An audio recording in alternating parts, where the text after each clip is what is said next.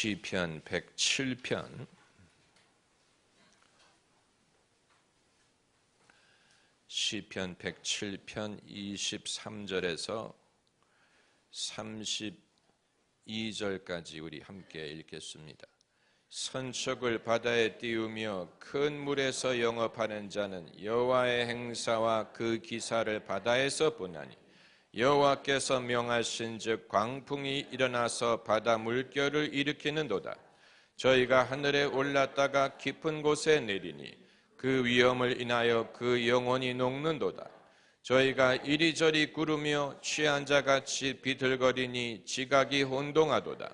이에 저희가 그 근심 중에서 여호와께 부르짖음에 그 고통에서 인도하여 내시고 광풍을 평정히 하사 물결로 잔잔케 하시는도다. 저희가 평온함을 인하여 기뻐하는 중에 여호와께서 저희를 소원의 항구로 인도하시는도다.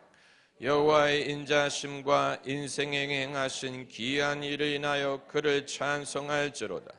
백성의 회에서 저를 높이며 장로들의 자리에서 저를 찬송할지로다. 아멘. 오늘 이 구절을 통해서 말씀드리고자 하는 것은 세 가지입니다. 첫째는 23절에서 24절에 있는 대로 선척을 바다에 띄우며 큰 물에서 영업하는 자는, 세상에는 작은 물에서 노는 사람이 있고 큰 물에서 노는 사람이 있습니다. 자기가 태어난 곳을 일평생 벗어나지 않고 사는 사람이 있고 아무도 가보지 못한 곳을 다니면서 사는 사람도 있습니다.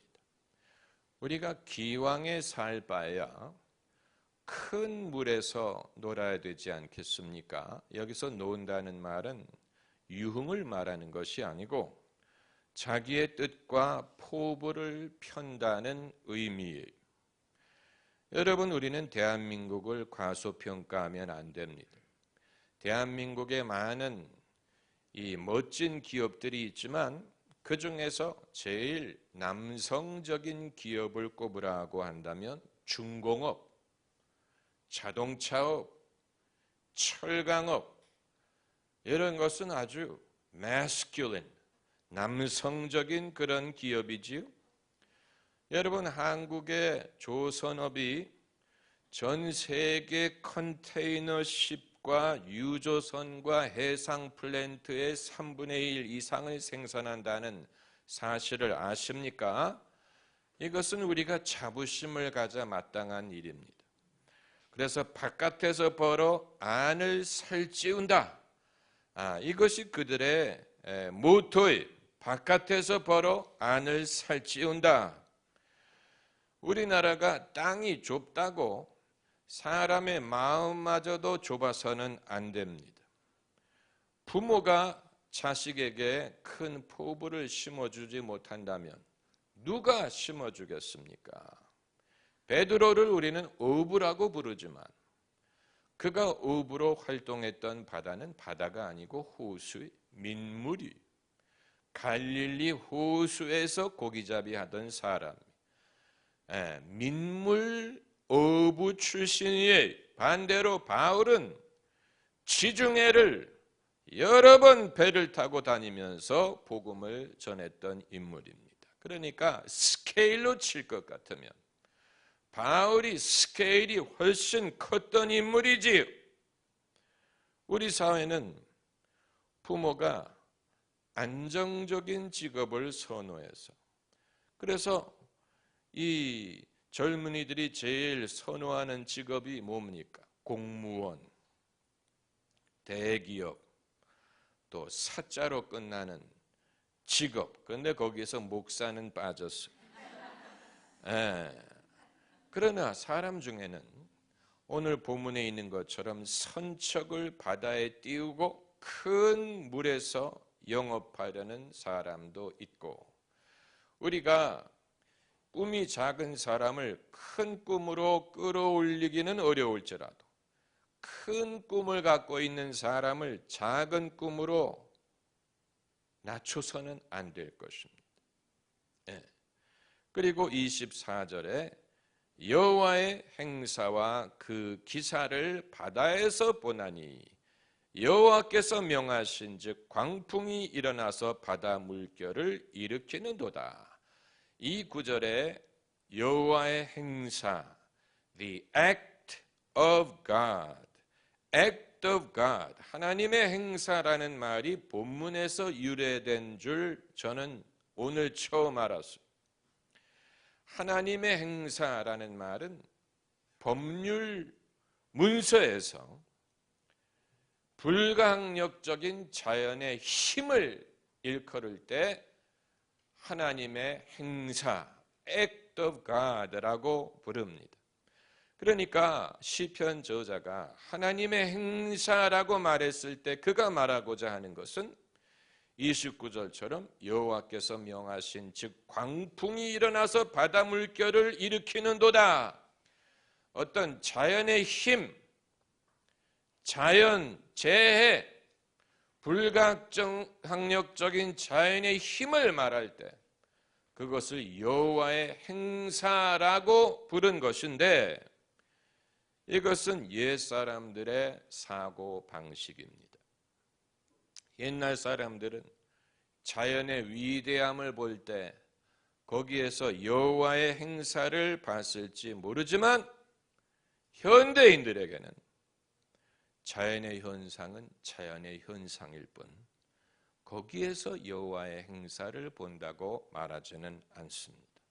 오히려 자연의 힘을 맞서서 인간이 자연을 굴복시키는 것, 거기에 어떤 인간의 힘과 인간의 의지가 있다고 봅니다.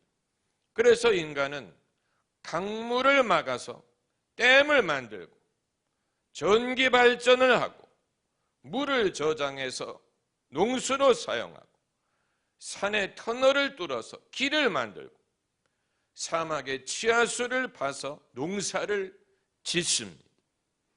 그러니까 이 본문 말씀을 부인하는 것은 아니지만 적어도 현대인들은 자연의 힘 그 자체를 하나님의 능력이라고 보기보다는 그것으로부터 인간을 보호하는 거기에 오히려 하나님의 뜻이 있다고 생각을 하고 그것이 예수님이 하신 일이 여러분이 귀담아 들어야 되는 부분이 이것입니다. 예수님은 병자들을 보셨을 때 저들이 하나님의 뜻으로 병을 얻었다라고 말씀하지 않고 병든 자를 보실 때마다 고쳐주셨고 죽은 자를 보셨을 때 저 사람은 수명이 다해서 죽었다라고 말씀하지 않고 일으키셨고 배 타고 가다가 풍랑을 만나면 자연의 힘 앞에 우리는 무능하다라고 말씀하지 않고 풍랑을 꾸짖으셨고 배고픈 5천 명의 무리를 보셨을 때 오병이어로 그들을 먹이셨습니다. 그러니까 예수님은 숙명에 순응하지 않았어요. 자연의 힘 앞에 순응하지 않았어요. 죽음의 위협 앞에 순응하지 않았어요. 어떻게 보면 과거 인류가 하나님이 정해 놓으셨다고 생각했던 것에 순응하지 않고 오히려 하나님의 능력을 의지하여 그것을 바꾸셨습니다. 이게 예수님이 그 이전에는 사람들이 병이 들면 하나님의 뜻으로 내가 병이 들었다라고 말했고 아이가 안 생기면 하나님이 아이를 안 주셨다라고 생각을 했고 바다에 풍랑이 일면 하나님이 풍랑을 일으키셨다라고 믿었습니다. 보이지 않는 하나님의 힘 앞에서 인간은 무력했고 순응할 수밖에 없었어요. 그저 하나님의 뜻이겠지라고 수용하는 수밖에 없었어요.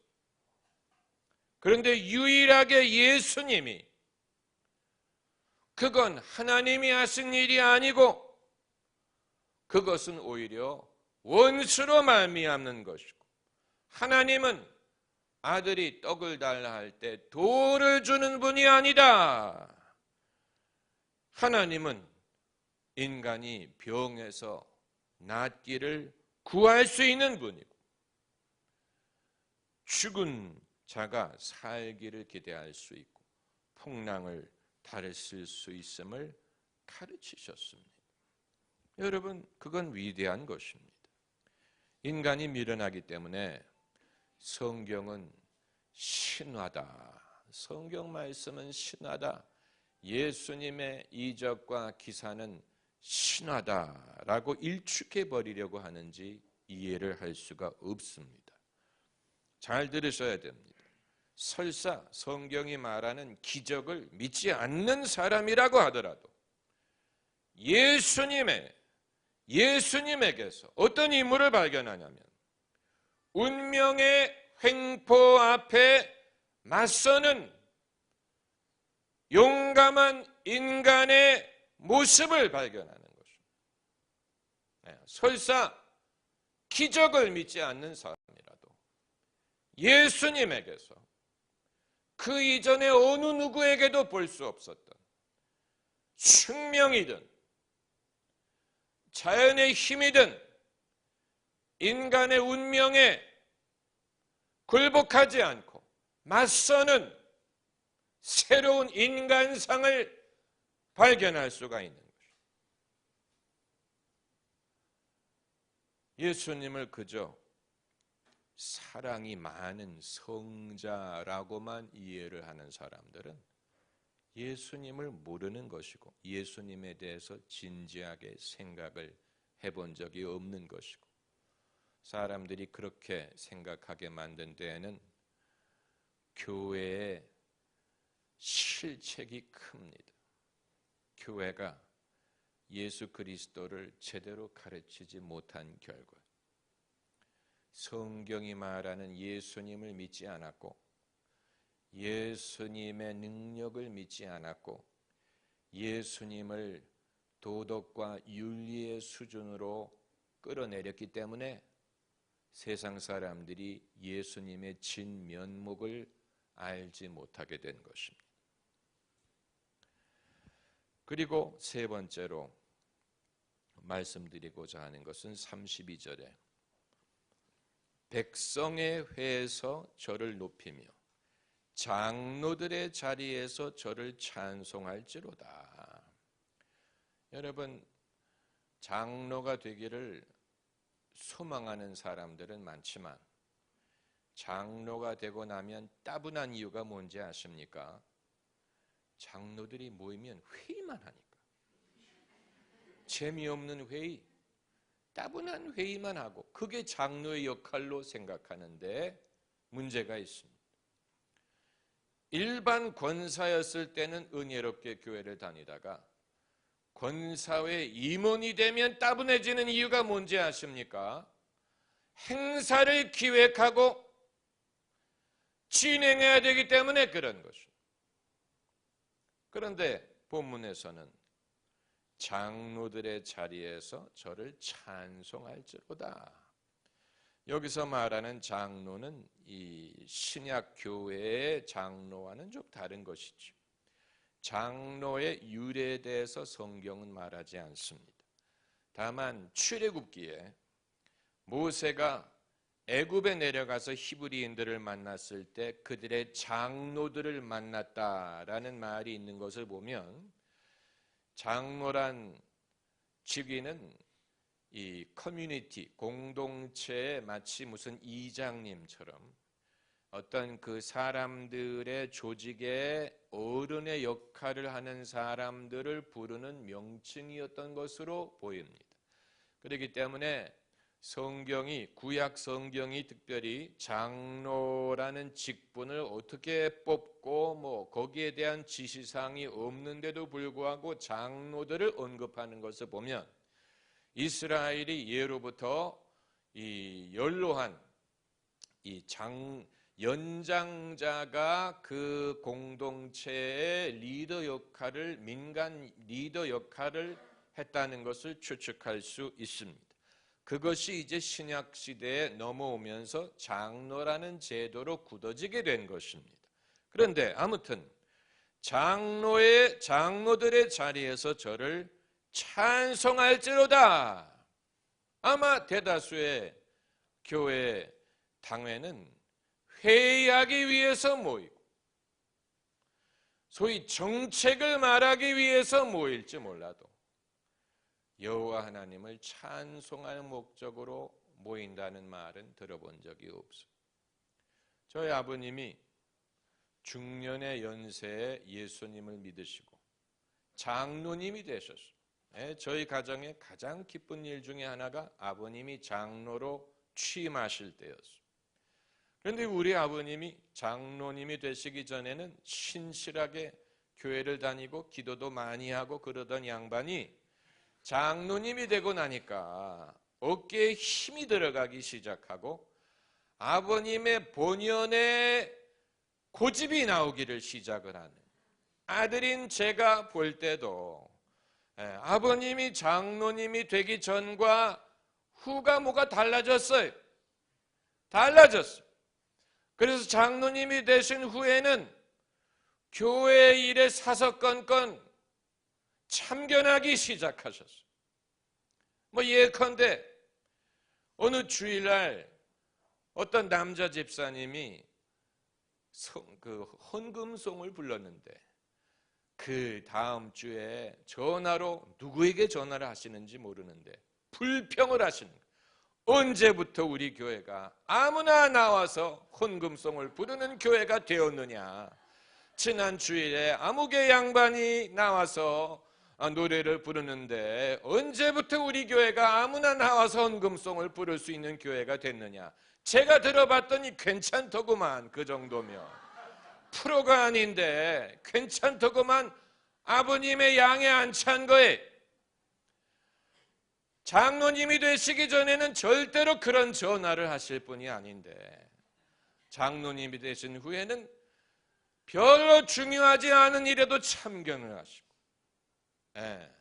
그러면서 이제 가끔 가다가 연초에 정책당회를 한다고 하는, 정책당회 무슨 공산당 같은, 공산당 무슨 정치회 무슨 세포조직 도대체 정책당회가 뭐냐? 정책당회가 모여서 무슨 정책을, 국가도 아닌데 교회가 무슨 정책이 있고 장로님들이 모여서 무슨 정책을 논할 필요가 있는지는 모르겠지만 아버님은 정책당회를 간다는 것에 대해서 자부심을 갖고 계셨어요. 정책당회가 어쩌고 저쩌고. 그때는 제가 대학생이었는데 신학교 가기 훨씬 전이었죠. 그러나 민간인의 입장에서 봤을 때 아버님이 허풍이 좀 들어가신 것 같다.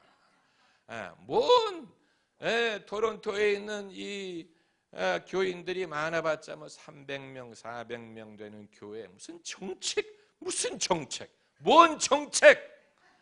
모여서 예배드리고 주일 예배드리고 무슨 주일학교 무슨 정책?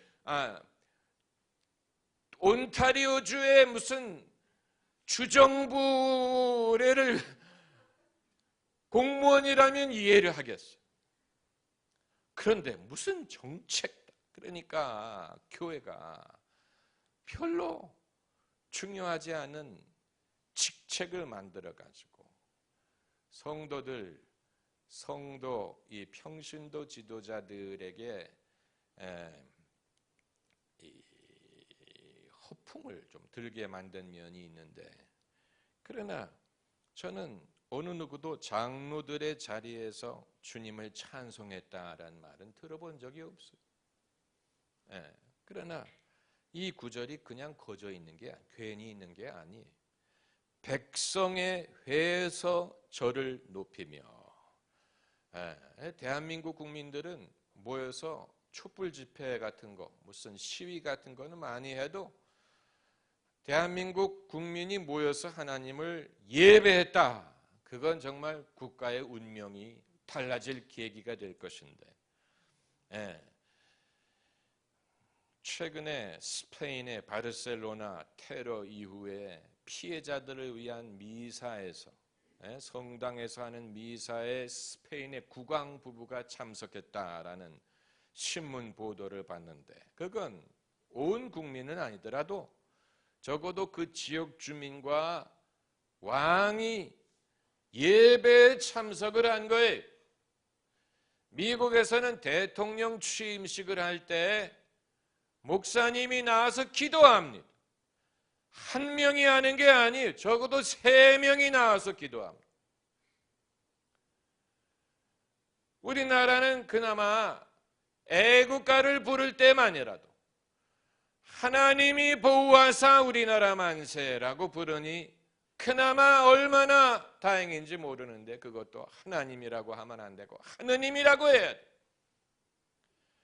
그래서 평소에 교회 다니던 사람도 대표로 애국가를 부를 때는 울며 겨자 먹기로 하느님이 보호. 왜냐하면 그러지 않으면 욕을 먹으니까.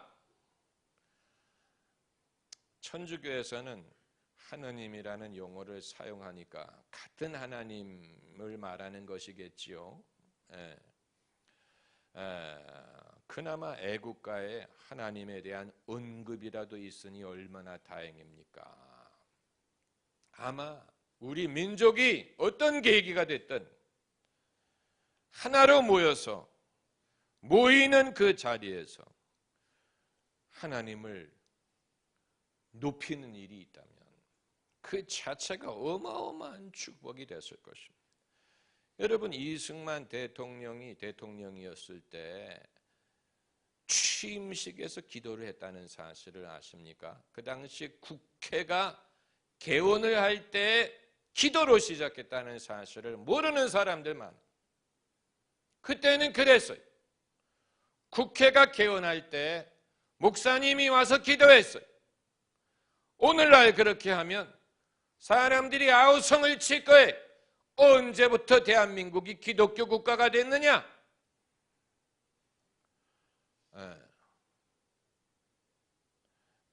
사람들이 모여서 다투고 원망하는 건 잘하는데 모여서 하나님을 높였다라는 말은 최근에 들어본 적이 없습니다. 그러나 중요한 것은 장로들의 자리에서 하나님을 찬송하면 시간 낭비 아닙니까? 우리 회의하러 모였는데. 아니에요. 사람이 하나님을 위해야 하나님이 지혜를 주시든 영감을 주시든 길을 보여주시는 것이지, 그게 아니고 사람의 머리를 아무리 짜내보세요. 지혜가 나오나.